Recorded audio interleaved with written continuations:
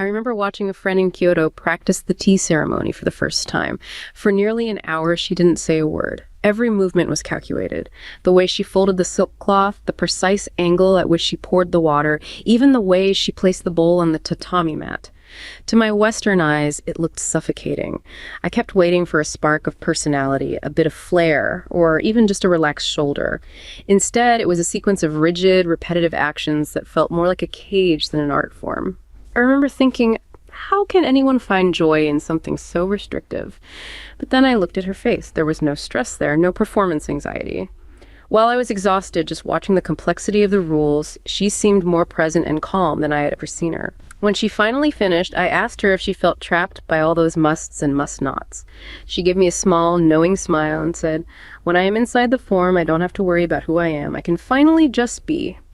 That moment completely flipped my understanding of Japanese culture. We often look at the kata, the rigid forms of bowing, walking, and even speaking, and see a suppression of the individual. We think freedom means having no boundaries, being able to be ourselves at every moment. We prioritize expression, while Japan prioritizes elimination.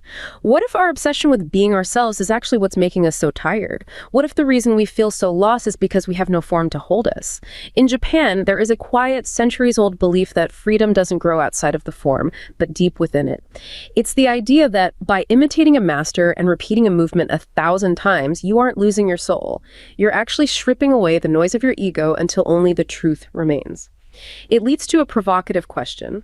Are we rushing toward a version of freedom that only leaves us wandering, while the real path to mastery starts with the very thing we're trying to escape?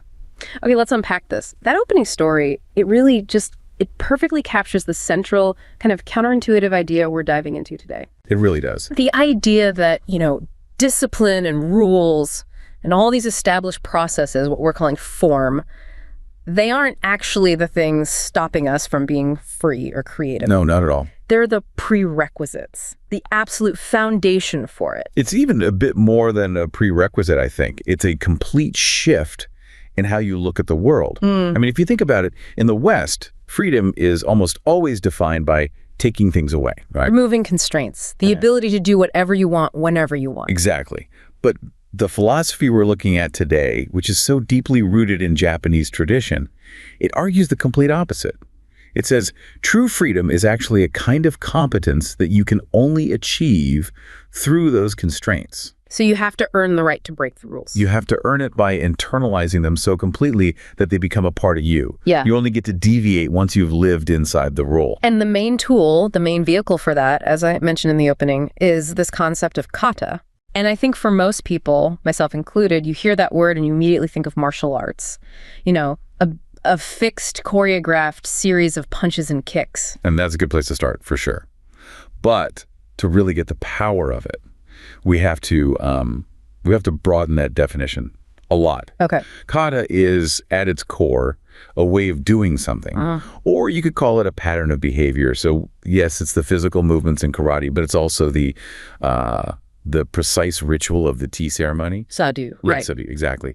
Or the absolute intention behind a sword swing. Or even the incredibly meticulous, almost architectural precision you need for Japanese flower arranging, kadu. So it's not just a to-do list. It's not just step 1, step 2. It's about a certain mindset, a mindful engagement with what you're doing. You've hit it exactly. Yeah. It elevates the task. It turns it from just a chore into this ritualized, active, conscious pattern that demands your total presence. And that's our mission for this deep dive then. I think so, yeah. We're going to explore how this really traditional framework, especially this mastery system called Shuhari and its modern business child, the Toyota Kata, is being pulled right into these incredibly high-stakes modern environments. Like professional development, corporate training. Corporate innovation, even. Yeah. And it's all proving the same thing, that sometimes constraint is actually the fastest path, the shortcut to real insight. That sets us up perfectly then to talk about kata as this kind of psychological anchor because, for those of us who grew up in a culture that's all about radical self-expression and being spontaneous, the idea of willingly submitting to these rigid, repetitive rules, it can seem, a little depressing, almost backward. Why would anyone choose that? What's the internal benefit? Well, the first, most immediate, and I'd say most measurable benefit is just a radical reduction in your cognitive load. Cognitive load. So the amount of stuff your brain has to actively think about at any one time. Exactly. Think of your mind like a computer's operating system. Every tiny little decision, where do I put my keys? Which pen should I grab? How do I start this email? All of that eats up processing power. It's mental energy. It is. So when you have an established form, a reliable Kata for all your routine tasks, you eliminate all of that low-level decision fatigue. The small stuff becomes automatic. It moves from the conscious, slow part of your brain to the fast, habitual part. Precisely. You're freeing up your mental RAM. And in a really high-pressure job where the actual complexity of the work is just overwhelming, this isn't a nice to have. It's a survival mechanism. And there's a great example of this in the medical field, isn't there? A perfect one. I was reading about a surgical nurse in Osaka, a woman named Akiko, who works in neurosurgery. And I mean, that's a field where the cognitive stakes are they're staggeringly high. I can't even imagine that kind of pressure. Every single second, every movement, it could have catastrophic consequences. That's right. And Akiko, she directly attributes her sort of legendary composure and her consistently low decision fatigue to what she calls her prep Kata. Her prep Kata. So it's a routine she follows? But it's more than a routine. It's a meticulously choreographed ritual. It's not just about keeping things sterile. She has a specific series of movements for checking her equipment, a predefined way she lays out her main instruments. They're always placed at the exact same 45-degree angle to the patient. Wow. And she even has a set rhythm for her verbal confirmations with the rest of the surgical team. It's all locked in. Okay, I can definitely see how that reduces the chance of making a mistake. But doesn't that just turn her into a robot? I mean, what happens when something unexpected comes up? A piece of equipment she's never seen before, or some weird procedural thing? Doesn't that rigid structure suddenly become a huge liability? And that is the absolute critical question, right? But the Kata isn't designed to stop improvisation. It's actually designed to guarantee that when you need to improvise, your mind is 100% fresh and focused. Ah, okay. I see. Because Akiko's hands know the how they know, the order of the instruments, the flow of the prep, it's all unconscious. Her conscious mind is completely freed up. It can focus on the real, novel threats. So she's not wasting brain power thinking about where the scissors go. None. She can dedicate 100% of her available intelligence to the patient's real-time vitals, to the context of the whole operation. Or even just noticing a tiny, subtle shift in the surgeon's posture or tone of voice. So instead of the form trapping her, it's holding the weight of the moment for her. The structure becomes this skeleton, stabilizes her so she can deal with genuine new information. That's a perfect analogy. And this idea of efficiency, it connects right back to the deeper philosophical goals. The purpose isn't just to be efficient with your time or your movements. It's about building character and presence. When you look at disciplines like, say, Shotokan karate, there's this larger philosophy called Budo. And in Budo, the kata is a vehicle. The ultimate goal isn't just fighting better. It's always about spiritual, ethical, and moral self-improvement. It's character refinement. The repetition itself becomes a form of meditation almost. It's discipline memory, not just muscle memory. You are consistently forcing your attention onto the immediate moment and actively weeding out all the mental chatter. The form literally builds a more present, more resilient mind because you have no choice but to fully attend to the task. Which brings us to this idea of efficiency through elimination. Yes. A core tenet of any kata is the ruthless removal of anything that isn't absolutely critical to the successful execution of that routine. Anything extra is seen as waste. Why waste? Because it impedes your flow, it reduces your energy, or it adds unnecessary risk. In martial arts, that's pretty obvious. If I make an extra flashy movement, I'm slower. I'm less efficient. Exactly. And extra motion is waste. An extra thought is waste. I remember reading this really striking example. A master was correcting a student who, just before they threw a powerful front kick, they would suddenly furrow their brow. A tiny little thing. Tiny. But the instructor didn't mince words. He said, "Keep your face out of this. That expression is waste." And he was right. It slows the technique down by a millisecond. It telegraphs your next move to your opponent, and it wastes physical energy. It's a habit that violates the perfect economical form of the kappa. Wow. Keep your face out of this. That's a powerful metaphor. Oh, but how do you translate that? I mean, how do we take that kind of profound physical discipline and apply it to something like, say, modern information management or trying to manage a dense corporate workflow? Well, the translation is absolutely essential for modern business. Let's take your example, information management. Think about a compliance officer or a project manager who's handling just a massive volume of records. Right. It's digital files, emails, reports. It's endless. And the common, poor habit is to keep everything just in case. You keep copies of transitory records, draft versions, documents that you don't even need for legal reasons anymore. We all do it. And that translates directly into waste. It creates huge storage costs, it increases your security risk, and it's an immense waste of time when you're trying to find the one piece of information you actually need. So organized clutter is still clutter, and it just slows the whole system down. Absolutely. So a robust I am strategy that's derived from this Kata philosophy would dictate that you have to constantly eliminate what isn't required. You implement a kind of document retention Kata. You define exactly what metadata you need, what naming conventions are essential, and you ruthlessly prune everything else every single quarter. It's basically the lean methodology, but for data. That's it. It's all about eliminating the waste that breeds inefficiency and confusion. And this kind of dedication to consistent, simple, waste-free effort. This feeds right into another concept, doesn't it? Zanshin. Zanshin. Yes. It's a beautiful and, I think, increasingly relevant concept. It translates roughly to continued awareness or maybe relaxed alertness. Relaxed alertness. I like that. It's the requirement to maintain your mindfulness and your presence even after the main action is completed. So it's not about sprinting to the finish line and then just collapsing in a heap. Not at all. It's about maintaining a continuous, sustainable state of focus. When you perform a kata, you have to move through the entire sequence with this unbroken alertness, always pacing your energy, always aware. And that mental state has to be vital in complex jobs. Oh, absolutely. Yeah. If you can cultivate Zanshin, that relaxed but continuous awareness, you are just far less likely to be caught off guard by problems, whether that's a new piece of legislation that affects your work or an unexpected shift in the market. You see it coming. We spend so much of our professional lives just reacting, feeling surprised by crises, trying to juggle 10 things at once. It's the total opposite of relaxed alertness. And it leads to burnout. Zanshin is kind of the antidote to that modern professional burnout that comes from inconsistent effort and constant surprise. Because that consistent effort actually prevents the surprise in the first place. It does. By maintaining that steady focus and energy, the practitioner just becomes more patient, more perceptive, and way less prone to the stress that comes from being caught on the back foot. Zanshin is really the psychological reward you get from the discipline of Kata. Okay, so we've established that Kata is this foundational form. It's the initial structure that helps you reduce clutter, remove waste, and really center yourself.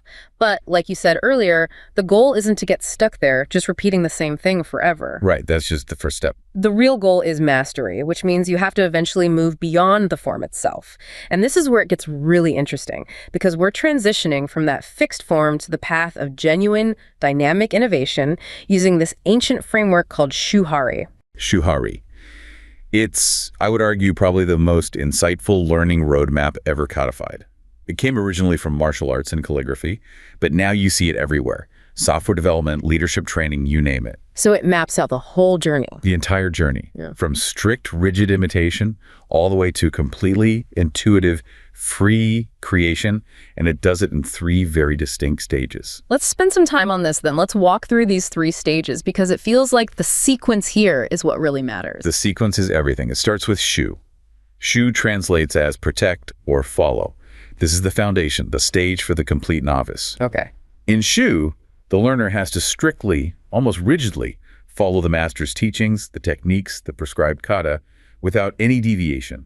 No questioning, and definitely no trying to add your own personal flair. So this is the phase where you basically have to silence your ego. You just accept that the rules are perfect, even if they feel uncomfortable or totally arbitrary. That intense imitation is absolutely essential. You have to do it. Because what you're doing is building the internal capacity for the skill. I mean, think about the neuroscience of it.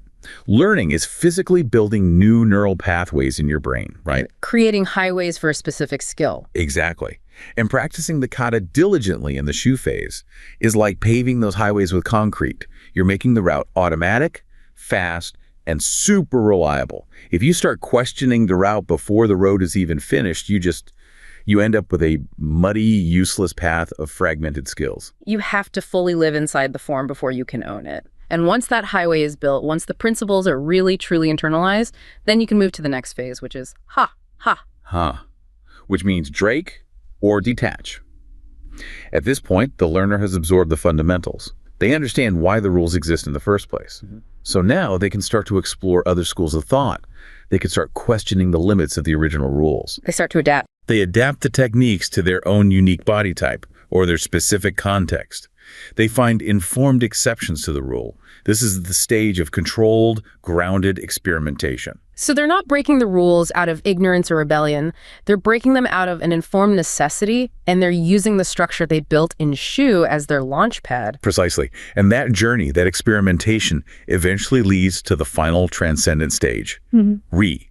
Re means transcend or leave. This is mastery. This is mastery. The rules are no longer external things that constrain you. They've become part of your intuitive DNA. You act purely on this deep, baked-in intuition and creativity. You are completely unconstrained by the old forms because you are the form. Leadership at this level is described as, what was it? Deliberate yet effortless, disciplined yet creative. The skill has become an art form. It's unmovable. You know, this whole framework, it really forces you to confront a pretty big flaw in our modern culture, doesn't it? Our insane rush to get to Re. Everyone wants to be the visionary innovator, the person who transcends the rules, but nobody wants to do the long, hard, disciplined work of Shu. We all want to skip the imitation phase. That is the critical insight right there. You cannot innovate in any meaningful way until you know what it is you're innovating against.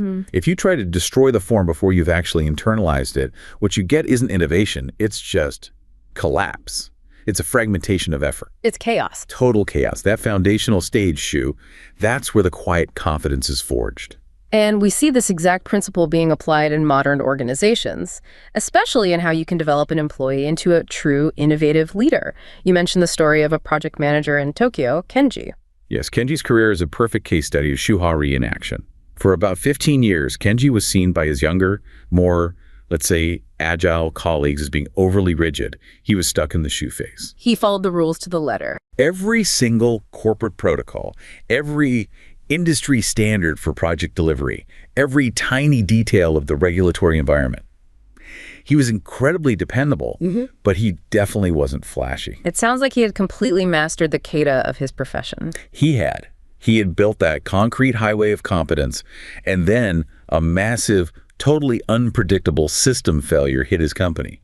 A breakdown that caused immediate panic, total chaos, and a complete collapse of all their standard operating procedures across multiple departments. Everyone else was paralyzed because they'd never seen anything like it. Exactly. But Kenji wasn't. Because he had internalized the rules so deeply, he knew exactly which ones he could safely bend or break. He moved into the hot stage. Instantly. Because he understood the system's architecture down to its very core, he was able to subtly adapt these non-essential protocols to create a temporary essential bridge fix in real time. He stabilized the firm's most critical operations within hours. And he didn't do it by inventing some brand new technology. No, he just leveraged his deep, deep understanding of the existing structure to create a temporary functional deviation, a brilliant act of Ha. And his final move to Re. Well, after that incident, he realized that the protocols they'd been following for years, while rigid, were not at all optimized for recovery or for cross-departmental flow. So he used his unique insight to architect an entirely new organizational workflow, a system that felt completely natural and intuitive to everyone who used it. Because it was built on deep, practical experience, not just some abstract theory. Exactly. His innovative leadership grew directly out of his long, disciplined inhabitation of that original rigid form. And this model, this idea of disciplined practice leading to real innovation, this has been formalized in the business world, most famously by Toyota, right? We have to talk about Toyota Kata. Yes, Toyota Kata basically takes the principles of Shuhari and turns them into a scientific way of thinking. It's designed to make continuous improvement part of the company's DNA. So it's not just another corporate program or checklist you follow. No, it's about training the entire workforce to follow a Kata for problem solving itself. It becomes a habit. So the principles are always the same, but how you apply them changes depending on the problem you're facing. Precisely. Toyota realized that if you want real cultural change, you have to develop new habits at the most basic level. You have to train a scientific mindset, and then you have to reinforce that thinking every single day. And they structure this through something they call the improvement Kata. The improvement Kata, it's a 4-step cycle. It is a 4-step cycle that's designed to turn ambiguity and chaos into systematic, methodical learning. Okay, so what are those 4 steps? How do they structure this path to daily improvement and keep the whole organization grounded? They're highly structured, and they force a very methodical scientific way of thinking. So first, you get the direction or challenge. This is the big picture, the long-term ambitious goal. The North Star. The North Star, exactly. Second, and this part is crucial, you have to grasp the current condition. This requires painstaking, non-judgmental observation. You collect detailed data to understand exactly how things are working right now, warts and all. Because you can't solve a problem you haven't truly seen. You can't. The third step is to establish the next target condition. So you identify the desired immediate state, the temporary checkpoint on the way to that bigger long-term goal. And then finally, fourth, you conduct experiments to get there. This is the core of it, I imagine. This is the engine. You use these Plando-Check-Act cycles, or PDCA cycles, to systematically test your ideas, record what you learn from the results, and identify the single immediate obstacle that's stopping you from reaching that next target condition. The real power of that framework seems to be in the learning part, that meticulous comparison of what we expected to happen with what actually happens. That's the whole game. It's the antidote to just jumping to conclusions or relying on old assumptions. It forces people out of their existing mental ruts and into genuine scientific thinking. But doing that, it must require a huge shift in how management works. A fundamental shift. And that leads to the other half of the system, which is the coaching Kata. This is where that old master-apprentice model comes back in, turning the manager into a coach. Exactly. The manager is no longer the expert who just gives you the answer. They become the expert who guides you through the process. The coaching Kata involves the manager asking a set of structured, standardized questions to the employee, the apprentice, as they work through their own improvement Kata. What kind of questions are we talking about? How do they force that change in thinking? They're incredibly simple, but they're very powerful. Yeah. They're designed to slow the employee down and force them to stick to the scientific method. So a coach might ask, what is the target condition? What did you plan as your very next step? What did you expect to happen? And what did you actually observe? And then what did you learn from that? And what single obstacle are you working on now? By repeatedly forcing the employee to answer these process questions, the coach is facilitating that neurological shift we talked about. They're literally helping to pave that new highway in the brain, shifting from that slow conscious system 2 thinking to the fast, automatic, accurate System 1 thinking. And that frees up the cognitive capacity for the truly novel, complex problems. It's the highest form of discipline management. And this kind of discipline structure, this routine, it's absolutely critical for managing stress in an organization. Like the stress we see in what you'd call batch processing, the classic example being the month-end accounting close. Precisely. Traditional accounting often forces financial actions into these huge, infrequent, incredibly stressful batches. The monthly close, the yearly close, it's always a scramble. Lean accounting applies these Kata principles by converting those massive stressful events into consistent, low-stress daily routines. So instead of a 3-day panic to close the books, the process is just a slow, continuous daily flow. And that daily routine lets you find and resolve issues almost instantaneously. You don't wait until the end of the month when the problems have all compounded and become this overwhelming mess. It just creates more stable, predictable systems. It does. As the great quality guru W. Edwards Deming taught, stability is achieved by removing the special causes of trouble, one by one. And Kata provides the routine discipline you need to actually see those causes and then systematically eliminate them. So really, whether we're talking about achieving ethical composure or maintaining clarity in a neurosurgery OR or just stabilizing a corporate accounting system, the principle is the same. It holds true. The form provides the structure you need, and the disciplined repetition is what turns that conscious, hard effort into effortless, intuitive mastery. And that whole journey of mastery through form and repetition, it brings us to a philosophical idea about creativity that, well, it can feel a little alien to Western thinking, this quiet power of elimination. Yes. This takes us right into what you could call the paradox of constraint. Our culture today is just swimming in information, right? And we tend to think that creativity requires more tools, more self-expression, more options. But the Japanese aesthetic seems to prioritize taking things away. It really does. It's about seeking depth through silence and refinement through absence. rather than just shouting through saturation. And this is the core concept of creative limitation. The idea that constraints, when you consciously embrace them, actually become a generative force. They create creativity. Because they force you to innovate. All the easy, obvious paths are blocked off. Exactly. They force you into lateral thinking. They compel you to find a novel way to achieve an effect. The artist Phil Hansen, who really embraced this in his own work, he said it perfectly. We need to first be limited in order to become limitless. If you have infinite options, you often just produce mediocre work. Right. But if you're stuck with just a pencil stub and one color, you're forced to get incredibly innovative with texture and tone and composition. And we've seen this throughout history and high art, where masters would deliberately impose these arbitrary restrictions on themselves just to force a breakthrough.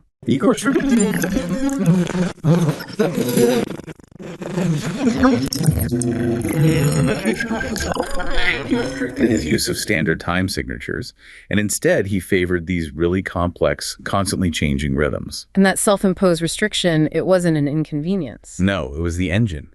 It forced the music into these entirely new, disruptive, revolutionary patterns that basically defined modern classical music. And this philosophical focus on reduction, on elimination, it really manifests in these beautiful, specific aesthetic ideals that you see all through Japanese design and art. We can trace it through a few key concepts. You have kanso, which is basically simplicity, the elimination of clutter and ornamentation. And then there's an older ideal, miyabi, from the Heian period.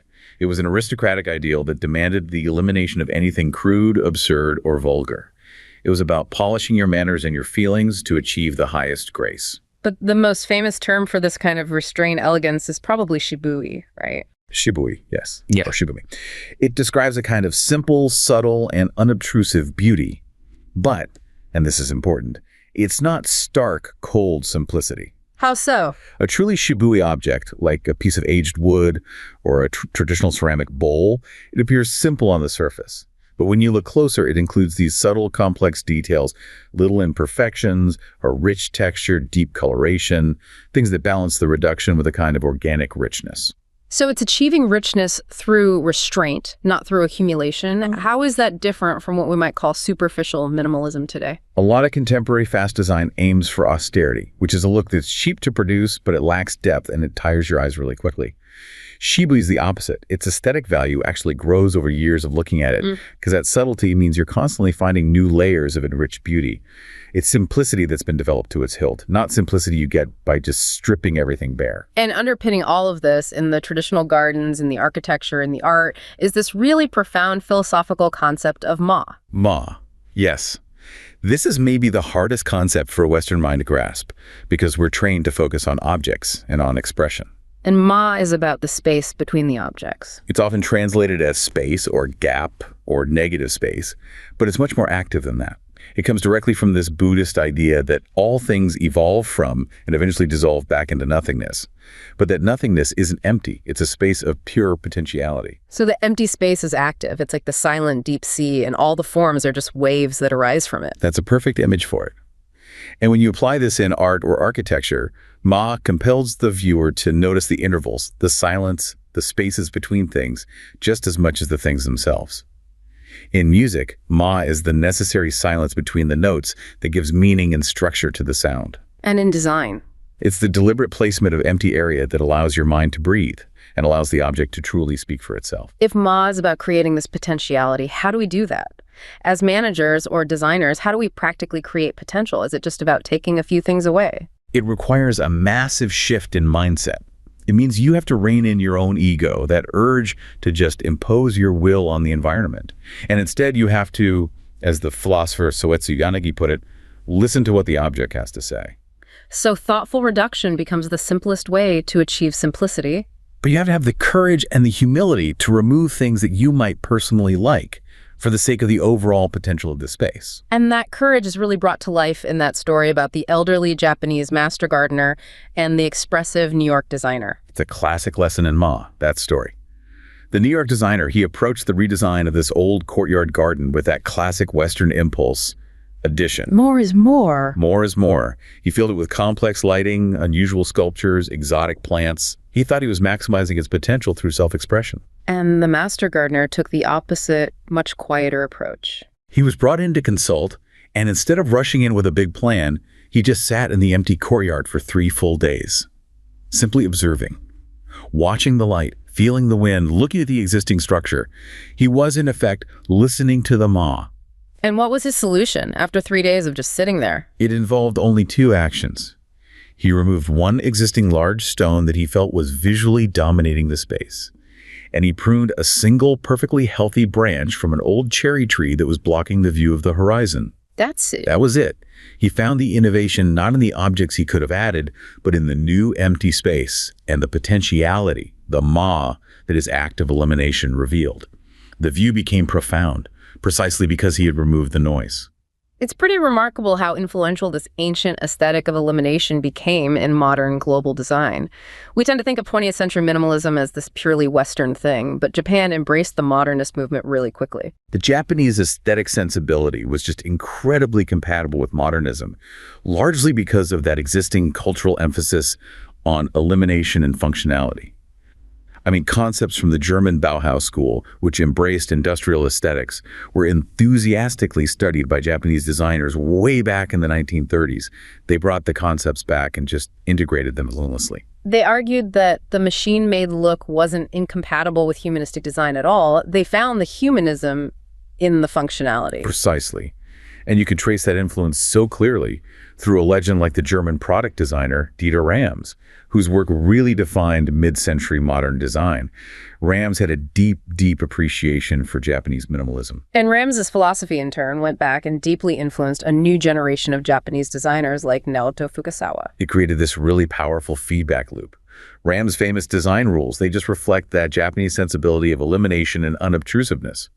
He said that good design must be aesthetic, but it must also be unobtrusive. Meaning products are tools. They shouldn't scream for your attention. Their design should be neutral and restrained, which leaves the maximum amount of space for the user's own self-expression. Which brings us right back to the quiet confidence of the tea ceremony.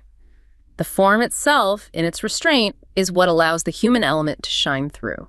And the restrained works of designers like Rams and Fukasawa, they achieve that same quality of richness and subtlety that you find in the traditional Shibumi artifacts. They prove that simplicity and functionality, when they're achieved through careful, thoughtful reduction, lead to this genuine, unmovable beauty that just quietly does its job and honors the user. So we've really completed the whole journey now, haven't we? We've moved from the physical forms of kata that define our movements and eliminate waste, all the way to the mental framework of Shuhari, which manages our path to competence. And finally, we've integrated that philosophical foundation of elimination and Ma. It's a coherent 3-part system for achieving a kind of effortless competence. It really is. The discipline structures like kata, they give us back our mental capacity, like we saw with Akiko, the surgical nurse, right, by just eliminating all that decision fatigue and noise from our daily lives. And that developmental practice, Shuhari, it ensures that when we finally do break the rules and innovate, when we reach that re-stage, we're doing it from a place of deep competence and understanding, grounded in 15 years of Shu, like the project manager Kenji. It guarantees that our freedom is grounded, not just wandering.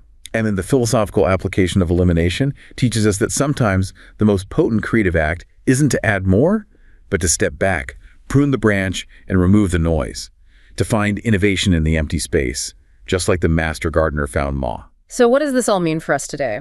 I think this idea of freedom growing deep within the form is so profoundly relevant to the modern experience of just information overload and generalized anxiety. When we feel overwhelmed or exhausted or just plain lost, it might be because we don't have a reliable form, no personal kata to hold us up.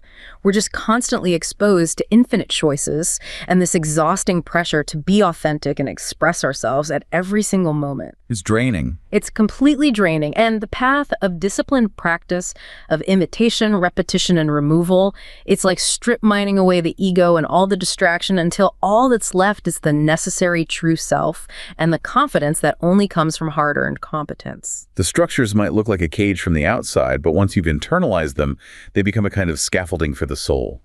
The quiet confidence of mastery arises only after the long, disciplined work of living within the boundaries, transforming restriction into a profound, effortless liberty.